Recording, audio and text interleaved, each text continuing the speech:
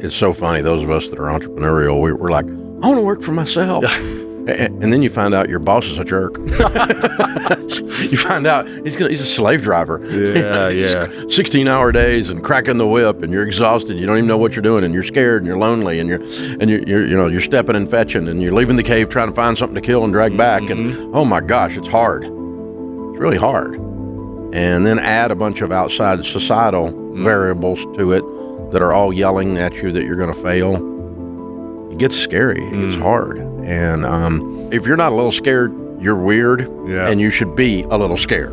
That if you're not a little bit lonely and a little bit overworked and a little bit stressed, welcome to self-employment. Welcome to running a small business. That's how it works. That's the bad news. The good news is that it can get better. It's a natural place to be, because I think the hardest you ever work is when you first kick it off. The thing that ultimately allowed me to get over the hump was actually playing out the worst case scenario in exquisite detail.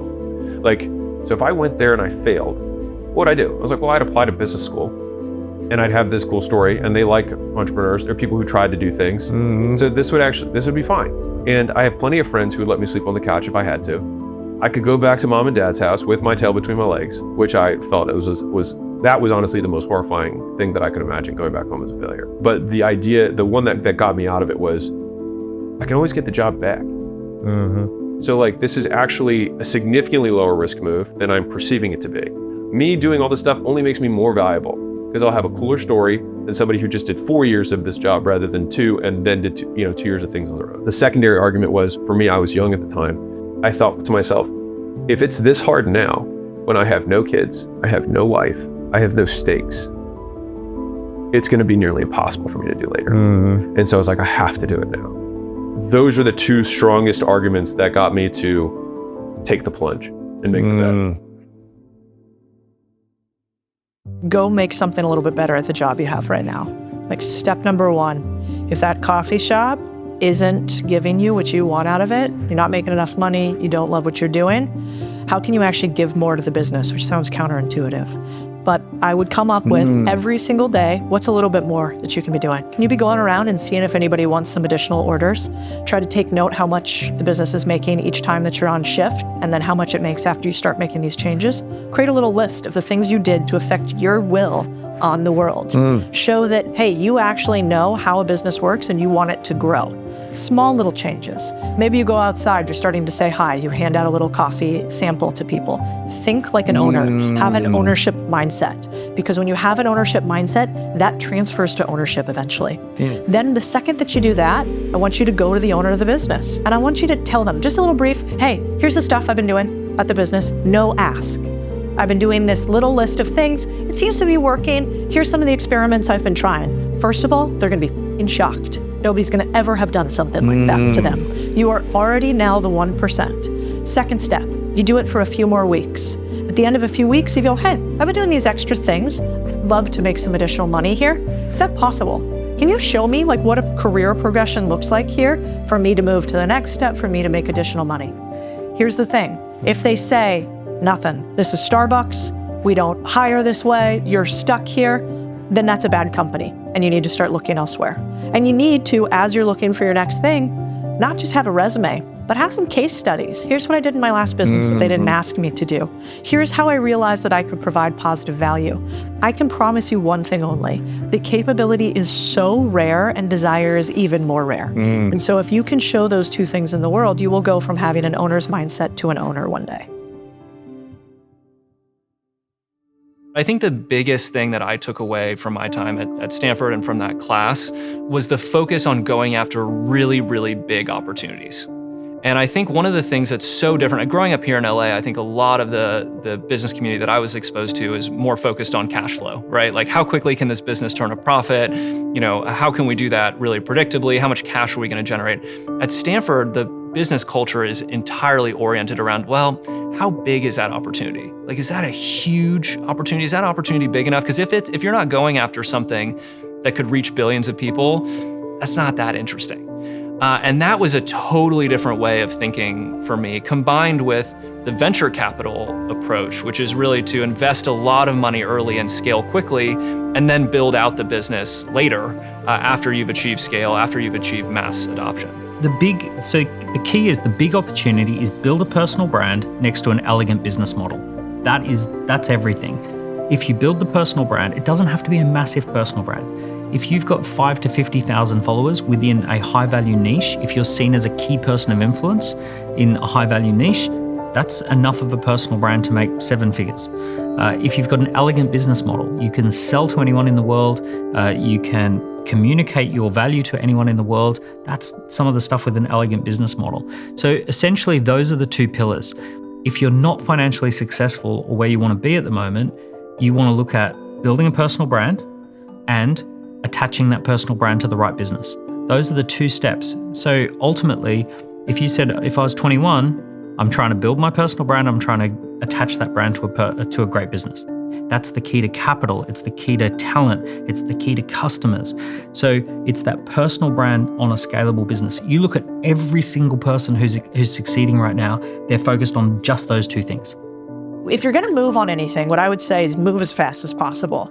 And it's fascinating because you've met with many billionaires now doing this podcast. I've met with many of them in buying businesses, building businesses, etc. And if there's one thing they all have in common, it's the same idea of speed. So, when I was talking to Bill Perkins the other day, him and I have done a bunch of deals together, he said the same thing. He's like, I am not smarter than anybody else or richer than anybody else. I just move faster than anybody else. And by the time they've even pondered an idea, I've made a move, made 3 mistakes, and found a better way. And so if I could give anybody broad money advice, it would be, you're waiting too long. And maybe be a little honest with yourself about, are you thinking a lot? Is there a lot of mental masturbation going on money? Or are you actually taking action and then doing like the scientific process? Trial, error, as quickly as possible with as little cash as possible so you can figure out what works for you. And then the only other thing I would add is, coming into this next year, you have 40 days left in the year, something like that. So January 1 can start on January 1 for you, or it can start today. It can start 30, 40 days earlier than everybody else. And because of that, you've already got a head run. I can't tell you how many people, in fact, I was just talking to another person this morning and they were saying, well, should I wait until 2025? Because business financials at the end of the year, they're wrapping up their financials. It's actually a really reasonable question. But the answer to waiting is almost always no. And so if you see people who are really successful, they just move faster than you could ever imagine. And I remind myself that a lot. And so I would start there. Whether you're going to start learning, whether you're going to start doing, whether you're going to start allocating, just start. Because you'll make some mistakes, but you'll learn a lot from it. And it's all dependent on you.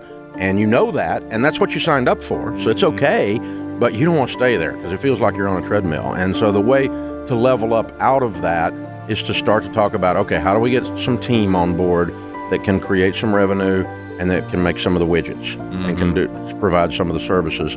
And I've got to learn to manage my freaking time. Because when you're in the treadmill stage, when I was in the treadmill stage, you're running from crisis to crisis to crisis. You just wear a fireman's hat all the time. And you're not doing any thought past the moment.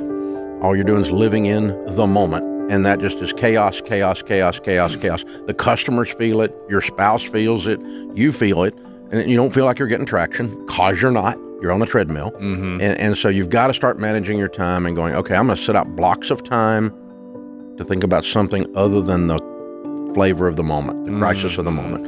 And I'm going to start talking about how can I add team members, just a few key ones, just to get this off of my shoulders. They're tired. Yeah.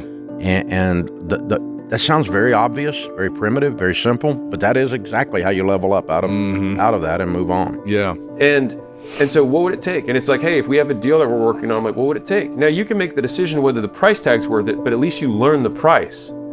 And what I have found in my life is that when I try to answer those questions, like what would it take for me to be number one in this field? What would it take for us to lead this market? What would it take for me to be the best salesman in this company? The answers are not as crazy as you'd think. And so a lot of people spend most of their time answering questions not worth answering. It's playing games that aren't worth playing. It's like if you play stupid games, you win stupid prizes. And so no one asks the question before they play the game, is this game worth it? And so when you ask the question of like, what is the big goal and what would it take? Then you just get to solve for it. And to me, it's just great. If I know what it is, then either I have those resources or I have to use my resourcefulness to get them. The framework is that every idea is stupid. There's everyone, listen, you probably haven't had a corporate job yet in your No, thank God. Yes, thank God is right. Because there's this thing in corporate, I would say corporate America, but corporate world, and it's the brainstorming session. And they put everyone in a conference room and they go, we're going to brainstorm and try and come up with an idea for whatever it is. And he goes, but first, some ground rules for the brainstorming. Rule number 1, there is no such thing as a bad idea. And there's plenty of bad ideas. In fact, there's no such thing as a good idea. Every idea is bad. We just don't know why they're bad yet. And so the framework I approach, I assume all these ideas are ridiculous. I assume none of them are going to work. But here's the difference. The reason I start from that position is I don't want to commit the single worst thing you can do as an entrepreneur, which is fall in love with your idea. And you talk about the person who sees the dog throwing up and they go, I've got a great idea. And then what happens? Nothing. They go home and they go, this is a great idea. And they tell their partner and their partner goes, oh, that's brilliant. I'd buy that. And so they go, okay. And they begin working on a business plan and they write this 10-page business plan and they're dreaming about how amazing it's going to be. Just think about when we have this line of we can do cats too, and then giraffes. And, they've built this incredibly ornate business in their head, all based on this feeling that this must be a good idea. And you've got to nip that in the bud. And the way you nip it in the bud is you try, rather than dreaming how amazing this idea is, the first thing you think about, the only thing you think about is, how can I quickly, cheaply, and easily collide this idea with a real person and find out, is it in fact a good idea or a bad idea? How can I do some kind of hack that will allow me to quickly find out whether customers actually would want this or not? And almost always you build this quick, cheap, down and dirty, I don't mean minimal viable product, I mean unviable. Something you can quickly do, like turn the car around and mail a CD to yourself, just to find out the basic premise of, can I actually use the US mail to send movies back and forth? Because if that had failed, well, great, on to the next one. And that's such a critical step. That's the framework that everyone has to have. It is not about having a good idea. Having ideas is easy and trivial. The important thing is, how clever can you be to come up with a quick and cheap and easy way to test it? It's such a waste of time, because what happens is, 2 things happen. One is this idea becomes so large and ornate and complicated in your head that you go, okay, Mark, I didn't need to get started. I need to raise $5 million because it's going to have to hire all these people to build this thing. And they're probably building absolutely the wrong thing.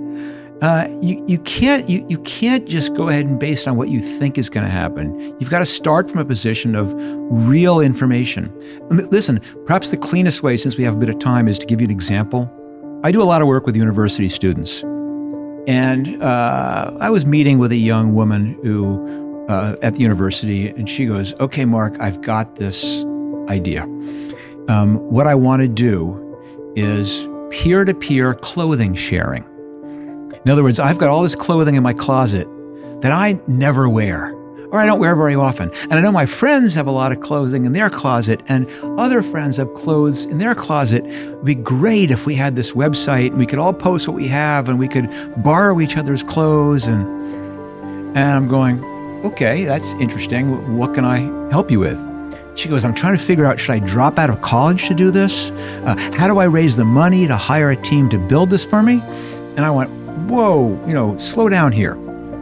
Okay, interesting idea. But let's figure out if we can come up with a quick and cheap and easy way to collide this idea with reality. And I said, do you have a piece of paper? She goes, yes, Mark. I'm a college student. I have a piece of paper. I go, great. All right, do you have a marker? She goes, I have a marker. Do you have a piece of tape? She goes, got a piece of tape. I go, all right, I want you to write on the piece of paper, would you like to borrow my clothes? Knock. And I want you to tape that to the outside of your dormitory room. And we're going to find out in the next 24 hours whether the very, very first principle behind your idea is real. Is anyone going to knock? Because if nobody knocks, well, you've learned something very important right there. This thing you think is so attractive might not be. But let's be optimistic. Let's assume a bunch of people knock. Great, you've learned something. But you're also going to learn the next thing, which is, are there problems with fit? Are there problems with style? Are the people who knock and look at your clothes actually going to want any of them? All right, let's be even more optimistic. Let's say they do find out ones they want to borrow. Well, you're going to find out the next piece. How do you feel when your favorite blouse comes back stained or torn? You're going to find out about the cost of doing dry cleaning. You're going to find out all of these things, and you're going to find out about all of this with a piece of paper, a tape, and a marker. None of this raising money, dropping out of school, and doing any coding. You're going to do something very simple. Now, is this scalable? No. Is this repeatable? No. But that's fine. You're going to do it all with 3x5 cards or on a pad. You're going to do it manually, and you're going to start losing your mind. But when you finally get to the point where you are ready to go and maybe raise money or drop out of school, you're going to know what you're dropping out of school for. You're going to know what you're raising money for. You're going to be able to tell someone, here's my acquisition cost. Here's my lifetime value. Here's my CAC.